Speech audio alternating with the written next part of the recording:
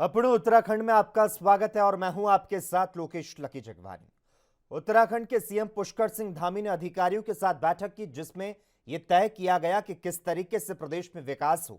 तो वहीं सीएम धामी ने मीडिया से बात करते हुए कहा कि हम जनता के लिए सदैव तत्पर हैं।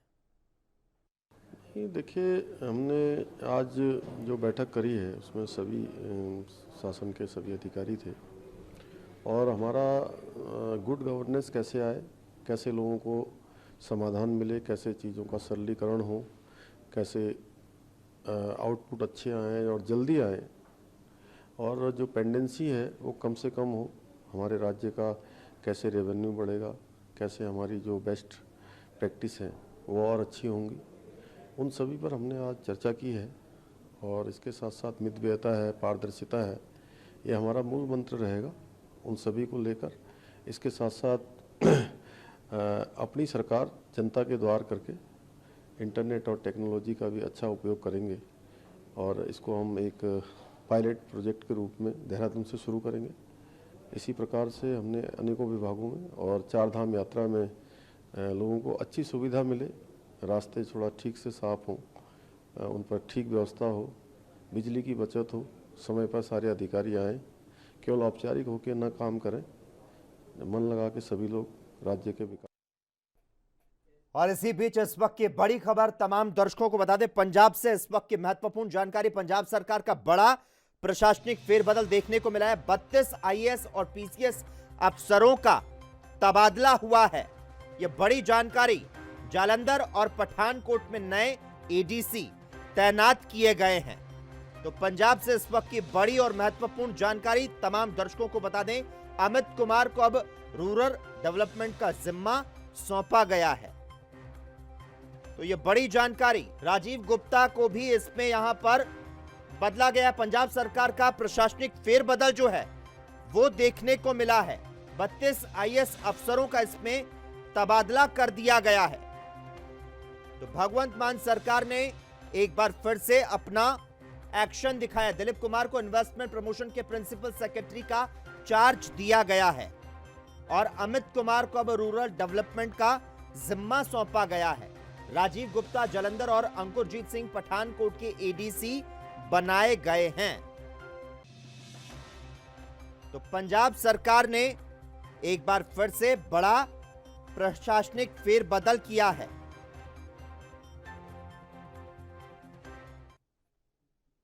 चंपावत उपचुनाव में मुख्यमंत्री पुष्कर सिंह धामी के नामांकन कराने के बाद विधानसभा में अन्य दल अपनी दावेदारी करने लगे हैं और इसी क्रम में चंपावत से कांग्रेस की प्रत्याशी निर्मला गहतोड़ी ने अपना नामांकन दाखिल कर दिया।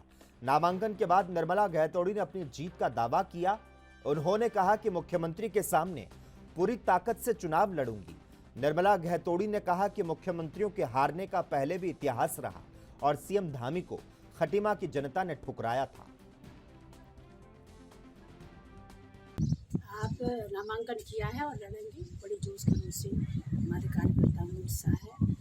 हम लोग इलेक्शन लड़ेंगे तो सादगी से ही लड़ेंगे, क्योंकि आपको मालूम है एक तरफ कुबेर खड़े हैं, दूसरी तरफ हम जनता के सेवक हैं और ऐसा मुझे पूरा विश्वास है कि जनता ने मुझे भरोसा भी दिया, विश्वास भी है कि मैं जीत गया। लेकिन प्रतिद्वंदी मजबूत है, सीएम है सूबे के। अब सीएम आप ही पहले ही सब लोग पत्रकार सीएम कहते हैं तो आप समझ लो कि मजबूत तो है, सरकार उनकी है। लेकिन ये है कि अभी खटीमा में जब इलेक्शन लड़े थे तो भी वो सीएम थे और तब भी सरकार थी, तो ऐसा कुछ नहीं है। चुनाव कई नतीजे हैं। शिबू सोरेन जी भी कभी इतिहास है कि सिटिंग में मुख्यमंत्री रहते हुए हारे हैं, तो ये कोई बड़ी बात नहीं। मैं पूरी एक जाना पहचाना नाम है निर्मला जी को।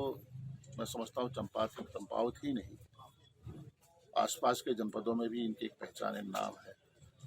और जहाँ तक आपने कहा कि मुख्यमंत्री मैदान में है, ये निर्णय चंपावत की महान जनता ने करना है। तो मेरा मानना है कि जिस तरह से भारतीय जनता पार्टी डरी हुई है, घबराई हुई है, सरकारी मशीनरी का दुरुपयोग दिख रहा है, यहाँ के जिलाधिकारी का तबादला किया जाता है, यहाँ के विवादास्पद उप जिलाधिकारी की यहाँ तैनाती होती है। अन्य अधिकारियों का यहाँ पर उनको भी यहाँ पर ट्रांसफर किया जाता है। तो इस बात का संकेत है कि भारतीय जनता पार्टी बौखला गई है, डर गई है और ये यहाँ की स्थानीय है। और जो लोग आ रहे हैं यहाँ चुनाव मैदान में, माननीय मुख्यमंत्री चुनाव में है, खटीमा में उनकी बुरी तरह पराजय हुई है। आखिरकार क्यों हार? चंपावत विधानसभा सीट पर होने जा रहे उपचुनाव को लेकर भारतीय जनता पार्टी ने स्टार प्रचारकों की सूची जारी कर दी है। इस सूची में केंद्र समेत राज्य के 40 नेताओं को स्टार प्रचारक बनाया गया है, जिसमें बीजेपी के राष्ट्रीय अध्यक्ष जेपी नड्डा, यूपी के सीएम योगी आदित्यनाथ समेत कई बड़े नामों को शामिल किया गया है। इसको लेकर बीजेपी का कहना है कि स्टार प्रचारकों से समय मांगा गया है। जब उनका समय निश्चित हो जाएगा, उसके बाद चंपावत विधानसभा में कार्यक्रम लगाए जाएंगे। आपको बता दें कि मुख्यमंत्री पुष्कर सिंह धामी ने 9 अप्रैल को नामांकन पत्र दाखिल कर विधानसभा में एक जनसभा को संबोधित किया। उसके बाद से लगातार बीजेपी चंपावत विधानसभा सीट पर होने जा रहे उपचुनाव को लेकर एक्टिव मूड में दिखाई दे रही है। बीजेपी ये भी दावा कर रही है कि मुख्यमंत्री पुष्कर सिंह धामी बड़े अंतर से चंपावत विधानसभा सीट पर फतह हासिल करेंगे।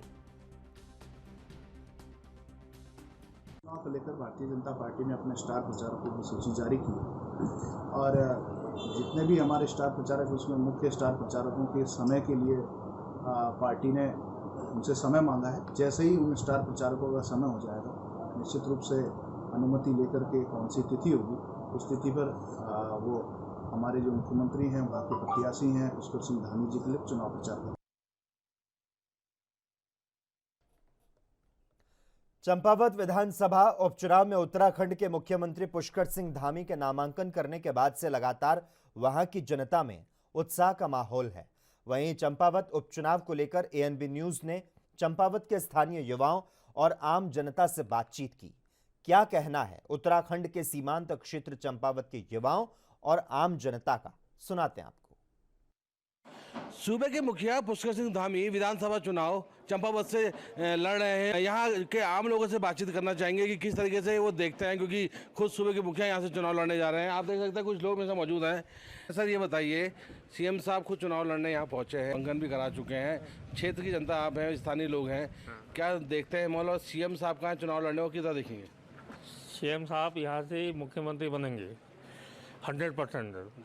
सर आप बताइए किधर देखते हैं सीएम साहब चुनाव लड़ने जा रहे हैं यहाँ से, और ये कहीं ना कहीं गति मिलेगी, विकास मिलेगा चंपावत के लिए तो बहुत ही सौभाग्य की बात है और मुझे लगता है कि यहाँ का विकास होगा चंपावत का जी। और किधर देखते हैं आज तक की अगर बात करें चंपावत में, किस तरह का यहाँ पर दिक्कतें रही हैं, क्या काम यहाँ होना बाकी? यहाँ पे वो हॉस्पिटैलिटी नहीं है सही प्रॉपर, और आपका पेयजल हर जगह दिक्कत है। अभी दिक्कतें शायद सॉर्ट आउट होंगी, हमें उम्मीद है, पूरा भरोसा है कि शायद सॉर्ट आउट हो जाएगी ये प्रॉब्लम सारी। तो साफ तौर से स्थानीय जनता लगातार एक उम्मीद जता रही है सीएम पुष्कर सिंह धामी को लेकर कि अगर वो जीतते हैं यहाँ से तो एक विकास की गंगा बहेगी। एक बुबू मेरे साथ और हैं, अपना नाम बताइए सर। टीकाराम खरकवाल है हमारा नाम। अच्छा खरकवाल जी, ये बताइए सीएम साहब चुनाव यहाँ से लड़ रहे हैं, उपचुनाव होने जा रहा है, 31 तारीख को आप लोग वोट डालने जा रहे हैं, कैसा माहौल देखते हैं सीएम साहब का यहाँ से चुनाव लड़ने का? कितना माहौल बहुत बढ़िया है, क्योंकि सीएम साहब खुद पहाड़ी हैं, उनको हर घाट का उनको पता है कि भाई पहाड़ में क्या क्या परेशानियाँ होती हैं, कहाँ कहाँ औरतें जाती हैं, कहाँ कहाँ क्या करते हैं, गाय भैंसें कैसे पाली जाती हैं, क्या होता है, सब उनको पता है। हमें बहुत उम्मीद है उनसे, और ये योगी भी कर्मठ भी आदमी है, और बहुत उम्मीद है हमसे कि ये कुछ हमारे लिए कुछ करेंगे करके। तो साफ तौर से कहा जा सकता है कि जो चंपावत की जनता है, कहीं ना कहीं उम्मीद है लगातार पुष्कर सिंह धामी से, और उनको यकीन है कि पुष्कर सिंह धामी यहाँ से चुनाव अगर जीतते हैं तो क्षेत्र की जनता के लिए कार्य करेंगे और चंपावत को एक नए विकास का आयाम जरूर देंगे। Amit Chaudhary, ANB news, Champawat. चारधाम की यात्रा के कपाट खोलने के बाद लोग बड़ी संख्या में दर्शन करने पहुंच रहे हैं, तो वहीं यात्रा के दौरान की गई व्यवस्थाओं को लेकर सपा के प्रदेश अध्यक्ष सत्यनारायण सचान ने पर्यटन मंत्री सतपाल महाराज के विदेश दौरे पर तंज कसा। उन्होंने कहा कि जिस मंत्री को जिम्मेदारी दी गई वो प्रदेश में नहीं है। मंत्री को यहां पर श्रद्धालुओं के कंट्रोल रूम को स्टेबल करना चाहिए था। जो श्रद्धालु आते हैं उनको हर कदम पर सुविधाएं उपलब्ध करवानी चाहिए। सपा के प्रदेश अध्यक्ष ने कहा कि सरकार पूरी तरह से फेल है, सरकार के पास कोई विजन नहीं है। सरकार अगर चाहती तो हम इस प्रदेश को पर्यटन प्रदेश बनाकर विश्व स्तर पर मैप दिखा सकते थे, लेकिन कांग्रेस और बीजेपी ने इस प्रदेश के साथ छलावा किया है। तो दूसरी तरफ कांग्रेस प्रवक्ता प्रतिमा सिंह ने भी राज्य सरकार की व्यवस्था पर सवाल उठाए। देखिए, चार धाम यात्रा जो हमारे मंत्री जी हैं, शायद बाहर उत्तराखंड में है नहीं, तो जब मंत्री जिसको जिम्मेदारी दी गई है वो प्रदेश में नहीं रहेगा, इस समय तो इनको एक वार रूम इस्टेब्लिश करना चाहिए था, कंट्रोल रूम इस्टेब्लिश करना चाहिए। जो हमारे यात्री आते हैं, जो पर्यटक आते हैं, उनको हर कदम में सुविधाएं उपलब्ध कराई जानी चाहिए। सरकार पूरी तरीके से फेल है। स्वास्थ्य सुविधाएं, वहाँ पर ऑक्सीजन की वजह से लोग मर गए। ये कोई मतलब सरकार का कोई विजन नहीं है।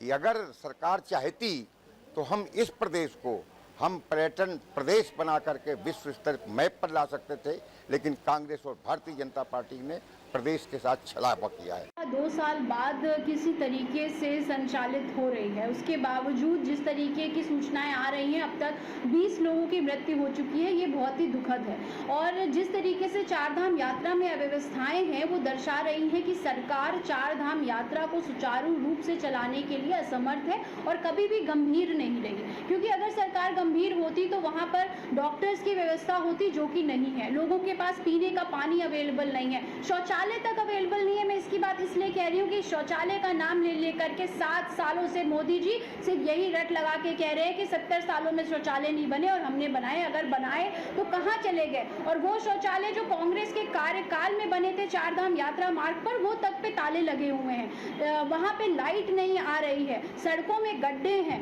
जिससे जब रिमझिम बारिश हो रही है तो वहाँ कीचड़ हो रही है, अव्यवस्थाएं फैल रही हैं। लोगों की संख्या ज्यादा है, उस संख्या पे जो कैप लगाने की बात चीफ सेक्रेटरी साहब ने की थी, पुष्कर सिंह धामी जी का जो लचीला रवैया है, उसने उस पे उस रोक को हटाने का कार्य किया। इसी वजह से ये जो है दिक्कतों का सामना आए हुए बाहर से श्रद्धालुओं को झेलना पड़ रहा है। और मैं पुष्कर सिंह धामी जी से ये कहना चाहती हूँ कि उपचुनाव को थोड़ा दिन छोड़ करके मुझे लगता है आप इस व्यवस्था की तरफ ध्यान दीजिए, क्योंकि यहाँ से जो श्रद्धालु बाहर जा रहे हैं।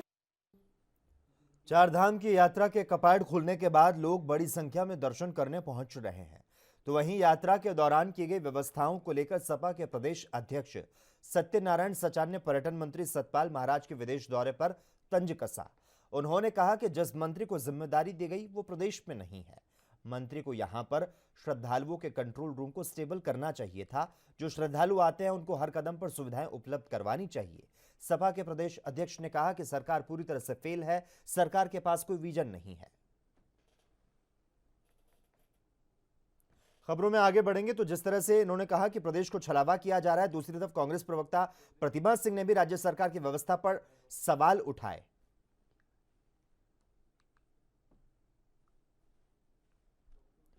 कैबिनेट मंत्री प्रेमचंद्र अग्रवाल ने भू संपदा नियामक प्राधिकरण कार्यों की समीक्षा बैठक की। बैठक में भू संपदा नियामक प्राधिकरण की गतिविधियों की विस्तार से चर्चा की गई। चर्चा में कहा गया कि उपभोक्ताओं के हितों की रक्षा की जाए और सरकार के राजस्व आय में वृद्धि की जाए। मंत्री ने पंजीकरण की प्रक्रिया सुगम बनाए जाने के निर्देश के साथ ही टोल फ्री नंबर जारी करने के निर्देश दिए।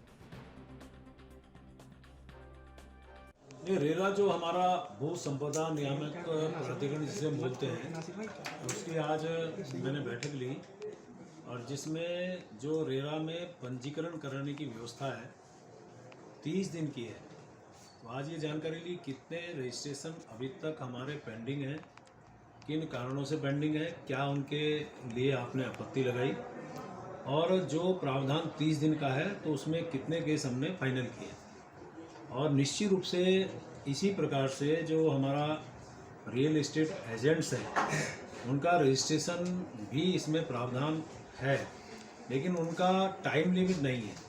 तो आज मैंने कहा है कि क्या पहले होता रहा मुझे नहीं पता, लेकिन एजेंट्स के लिए भी एक नियम बनाए ताकि उनका भी टाइम लिमिट करें कि 30 दिन के अंदर उनका भी रजिस्ट्रेशन हो। पता चला किन्हीं कारणों से उनको लंबा खींचते रहे और वो लंबा होने के कारण उनका भी नुकसान हो और हमारा रेवेन्यू को भी नुकसान हो। तो ये इस प्रकार की जो परंपरा चली आ रही है उसको अब वो नहीं चलेगा।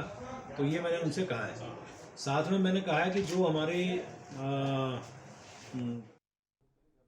चंपावत के पुलिस उप महानिरीक्षक कुमाऊं परिक्षेत्र नीलेश आनंद भरने के द्वारा जहां एक और पुलिस लाइन चंपावत की विभिन्न शाखाओं का वार्षिक निरीक्षण किया गया, तो वहीं डीआईजी के सीमांत क्षेत्र चंपावत पहुंचने पर उनके द्वारा चंपावत के स्कूली बच्चों से नशा बर्बादी का पैगाम है। इस कार्यक्रम के जरिए स्कूली बच्चों को नशा ना करने को लेकर और लगातार बढ़ रहे साइबर क्राइम को लेकर जागरूक करने का प्रयास किया गया। कार्यक्रम में डीआईजी कुमाऊं ने नशे और साइबर क्राइम को रोकने को लेकर बच्चों से सुझाव मांगे और बच्चों की बातों को भी सुना।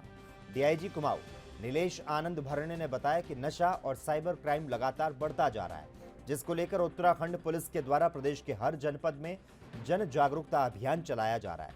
वहीं आपदा के मद्देनजर उत्तराखंड पुलिस द्वारा एक पहल की गई, जिसमें पुलिस के द्वारा आपदा मित्र बनाए जा रहे हैं, जिसमें हर पुलिस स्टेशन में पुलिस के साथ जुड़कर कार्य करने वाले युवाओं को पुलिस के द्वारा उन सभी का रजिस्ट्रेशन करने और पुलिस का आई कार्ड दिया जा रहा है।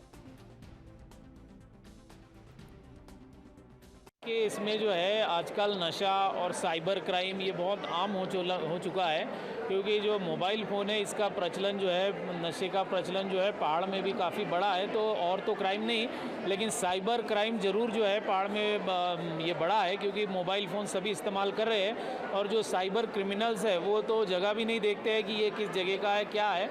तो बहुत सारे जो साइबर क्राइम के केसेस है वो पहाड़ से आ रहे हैं हमारे पास। तो इसलिए थोड़ा सा जो है ये जन जागृति कराना पुलिस के लिए ज़रूरी है कि जो है इसमें नशे से बचे, साइबर क्राइम से बचे। इसके बारे में जो है ये जीजीआईसी चंपावत इनके जो छात्र छात्राएं हैं इनको आज इसके बारे में जन जागृति की गई। आपदा जो है अभी बरसात का सीज़न आने वाला है, अभी जो है पहाड़ में जो है यहाँ पर कई एक्सीडेंट्स भी होते हैं। तो इसमें एक पहल जो है अभी हमने शारदा घाट पे टनकपुर से शुरू की थी कि हर पुलिस स्टेशन में कुछ ऐसे युवा है जो कि पुलिस के साथ जुड़ना चाहते हैं, तो उनका हम रजिस्ट्रेशन करवाते हैं, उनको पुलिस के आई कार्ड देते हैं, उसके साथ उनको एक आपदा की किट देते हैं पूरी। उस किट में जो ज़रूरी आपदा आने पर जो ज़रूरी सामान होता है वो किट में पूरा उपलब्ध होता है, जैसा रस्सी, कटर, सीटी, फोल्डिंग, डंडा, जो स्ट्रेचर, हर चीज़ उसमें होती है, टॉर्च। तो ऐसी पूरी एक आपदा की किट है और उनके पास पुलिस के नंबर्स भी होते हैं। तो जैसे ही कहीं गाड़ी गिरेगी, कहीं कोई प्रॉब्लम आएगी, तो तत्काल उनका जो रजिस्टर्ड लोग हैं हमने जिनको आई कार्ड्स दे रखे हैं आपदा मित्र बोल के, तो वो तत्काल वहाँ मौके पर पहुँचेंगे। तो अभी ये चंपावत ज़िले से ये अभियान शुरू हुआ है, धीरे धीरे हम पूरे राज्य में जो है इसको अभी धीरे धीरे और अन्य ज़िलों में भी जो है। प्रदेश में भूसे की आसमान छूती कीमतों के चलते भूसे की चल रही मारामारी और पशुपालकों को बिचौलिया द्वारा ऊंचे दामों में बेचे जा रहे भूसे के मामले पर राज्य सरकार ने संवेदनशीलता दिखाते हुए भूसे पर 50% की सब्सिडी देने का ऐलान करते हुए अब दुग्ध समितियों के माध्यम से घर तक आधी कीमतों में भूसा पहुंचाने का ऐतिहासिक निर्णय लिया। यहां आयोजित प्रेस वार्ता में जानकारी देते हुए नैनीताल दुग्ध संघ के अध्यक्ष और उत्तराखंड कोऑपरेटिव डेयरी फेडरेशन के प्रशासक मुकेश सिंह बोरा ने बताया कि मुख्यमंत्री पुष्कर सिंह धामी और दुग्ध विकास मंत्री सौरभ बहुगुणा ने वर्तमान में भूसे की आसमान छूती कीमतों के चलते पशुपालकों और दुग्ध उत्पादकों की भारी परेशानी को देखते हुए सरकार ने ऐतिहासिक निर्णय लिया। भूसे में 50% की सब्सिडी देने का ऐलान करते हुए इसमें अमली जामा पहनाना शुरू कर दिया है। पहले तो मैं आप सबके माध्यम से अपने प्रदेश के यशस्वी दुग्ध विकास मंत्री माननीय सौरभ बहुगुणा जी का अपनी ओर से, नैनीताल दुग्ध संघ परिवार की ओर से, उत्तरांचल सहकारी डेयरी फेडरेशन सहित पूरे प्रदेश के दुग्ध उत्पादकों और किसानों की ओर से धन्यवाद ज्ञापित करना चाहता हूं कि उन्होंने किसानों के और दुग्ध उत्पादकों के हित में एक महत्वपूर्ण निर्णय लिया और पूरे प्रदेश से बाहर भूसे को जाने में रोक लगाई है, भूसे पे पाबंदी लगाई है और जिलाधिकारियों को निर्देश दे करके एक आम काश्तकार को भूसे में सहूलियत दी है। और पिछले दिनों वास्तव में भूसा फैक्ट्रियों और प्रदेश से बाहर जाने के कारण बेतहाशा वृद्धि भूसे की दरों में हुई है। उस पर भी माननीय मंत्री दुग्ध विकास सौरभ बहुगुणा जी ने त्वरित निर्णय लेते हुए पहली बार मैदानी क्षेत्र के दुग्ध उत्पादकों को भी पर्वतीय क्षेत्र के दुग्ध उत्पादकों की भांति 50% अनुदान भूसे पर दिया है। मैं उसके लिए भी पूरे अपने जनपद सहित पूरे मैदानी क्षेत्र के दुग्ध उत्पादकों की ओर से भी माननीय मंत्री जी का और माननीय मुख्यमंत्री जी का धन्यवाद ज्ञापित करता हूं। साथ ही राज्य योजना में भी उनके द्वारा अनुदान देने की सैद्धांतिक सहमति दे दी गई है। तो मुझे लगता है कि 700 से 800 रुपये कुंटल के प्रति कुंटल की सब्सिडी अगर सरकार देगी तो निश्चित रूप से दुग्ध उत्पादकों के हित में बहुत बड़ा ऐतिहासिक निर्णय है। उसके लिए मैं पुनः अपने प्रदेश के माननीय मुख्यमंत्री पुष्कर सिंह धामी जी और दुग्ध सहकारिता मंत्री माननीय सौरभ बहुगुणा जी का धन्यवाद। जैसा कि आप सबको मालूम है कि इस समय थोड़ा भूसे की क्राइसिस जो बनी हुई थी, इसी को ध्यान रखते हुए सरकार ने 50% सब्सिडी स्वीकृत करी है, जिसका मैं समस्त दुग्ध उत्पादकों की तरफ से सरकार का धन्यवाद भी ज्ञापित करना चाहूँगा। और पूरे भारत में कोविड की चौथी लहर धीरे धीरे लोगों को अपनी चपेट में ले रही है। आए दिन भारत में कोरोना पॉजिटिव की संख्या में वृद्धि हो रही है। ऐसी स्थिति को देखते हुए सभी कोरोना वॉरियर फिर से मुस्तैद हो चुके हैं। वहीं दिनेशपुर प्राथमिक चिकित्सालय के चिकित्सा प्रभारी डॉक्टर प्रदीप कुमार पांडे ने बताया कि अभी तक क्षेत्र में एक भी पॉजिटिव केस नहीं आया, फिर भी हम कोविड की जांच कर रहे हैं। तो साथ ही गाइडलाइन के बारे में उन्होंने बताया कि मास्क पहनना, कम से कम 2 गज की दूरी बनाना जरूरी है। हम लोग यहाँ पे रैपिड एंटीजन टेस्ट कर रहे हैं, उसमें सारे निगेटिव ही आ रहे हैं और अभी तक तो यहाँ कोई केस निकला नहीं है। इससे बचाव के लिए वैक्सीनेशन अपना प्रोग्राम चल रहा है। 12 से 18 साल, 15 साल, बाकी सभी एज ग्रुप के लोगों को यहाँ लगाया जा रहा है। तो अभी तीसरी चौथी लहर आने पर अभी तक कोई इंजेक्शन कुछ और आए हैं क्या? दोबारा वही इंजेक्शन लग रहे हैं? कुछ नए भी आए हैं 12 से 14 साल तक के बच्चों। उत्तराखंड के कई रेलवे स्टेशन को 21 मई को बम से उड़ाने की धमकी दी गई है, जिसके बाद पूरे प्रदेश में सुरक्षा व्यवस्था कड़ी कर दी गई है। हल्द्वानी बस अड्डे और काठगोदाम रेलवे स्टेशन पर पुलिस की टीम नजर रखे हुए है। एसपी सिटी हरबंस सिंह ने बताया कि आतंकी धमकी के मद्देनजर पुलिस पूरी तरह से अलर्ट है। अभी तक की जांच में कोई भी संदिग्ध पकड़ में नहीं आया है। आपको बता दें कि रुड़की रेलवे स्टेशन के अधीक्षक LK वर्मा को एक धमकी भरा खत मिला है, जिसमें लक्सर, नजीबाबाद, देहरादून, रुड़की, ऋषिकेश, हरिद्वार रेलवे स्टेशनों समेत कई धार्मिक स्थलों को भी बम से उड़ाने की धमकी दी गई है। टूटी फूटी हिंदी में लिखे गए इस खत को भेजने वाले ने खुद को आतंकी संगठन जैश ए मोहम्मद का एरिया कमांडर सलीम अंसारी बताया है। रुड़की रेलवे को ये पत्र मिला है जो किसी आतंकवादी संगठन का बताया जा रहा है। इसके सापेक्ष में नैनीताल पुलिस पूरी तरीके से एक्टिव मोड में है। हम सब बस अड्डों पर, रेलवे स्टेशन पर लगातार चेकिंग करवा रहे हैं और अगर कोई संदिग्ध मिलता है तो उसके विरुद्ध कार्रवाई की जाएगी। और इसमें जो हमारी जनमानस है, जो जन सामान्य लोग हैं, उनको किसी प्रकार से दहशत में आने की, किसी प्रकार से घबराने की आवश्यकता नहीं है। पुलिस आपकी सुरक्षा के लिए लगातार 24/7 मुस्तैद है। वासियों को किसी प्रकार में दहशत की रहने की आवश्यकता नहीं है। हमारी पुलिस लगातार सतर्क है, सजग है और अच्छे से काम कर रही है। और अगर ऐसी घटना कोई घटित होती है तो उसमें तुरंत अभियोग पंजीकृत करके लोगों को अरेस्ट किया जाता है, अपराधियों को अरेस्ट किया जाता है। इसमें किसी भी व्यक्ति को मैं अपने स्तर से ये सबको रिक्वेस्ट करता हूँ, सबको ये अनुरोध करता हूँ कि अगर किसी के मन में किसी प्रकार का भय है तो उसको निकाल दें। पुलिस आपकी सुरक्षा के लिए लगातार तत्पर है। आम जनता को एक बार फिर से बड़ा झटका लगा है। तेल कंपनियों ने घरेलू गैस सिलेंडर की कीमत में 50 रुपए की बढ़ोतरी कर दी है। 14 किलो 200 ग्राम वजन वाले घरेलू गैस सिलेंडर की कीमत 1020 रुपए, तो वहीं कमर्शियल सिलेंडर की कीमत 2399 रुपए तक पहुंच चुकी है। दिनों दिन बढ़ती महंगाई ने पहले ही घर का बजट बिगाड़ कर रखा था। ऐसे में सिलेंडर के दाम के बढ़ने से महिलाएं खासा नाराज हैं। आज हल्द्वानी के मुखानी चौराहे पर महिलाओं ने गैस सिलेंडर की बढ़ी कीमतों के खिलाफ रोष जाहिर किया। इस दौरान महिलाओं ने प्रधानमंत्री नरेंद्र मोदी पर भी अपनी नाराजगी दिखाई।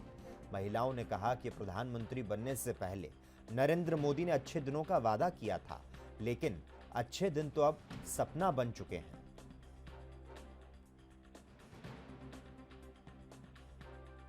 मोदी जी का बढ़ते हुए गैस की कीमत, बढ़ते हुए पेट्रोल के दाम, बढ़ते हुए खाद्य पदार्थ के दाम, बढ़ती हुई गैस की बढ़ती हुई जो हमारी यात्राएं हैं, जो बसों के टिकट बढ़ गए हैं, इन सब महंगाई को लेते हुए आज हमने मोदी जी का पुतला फूका।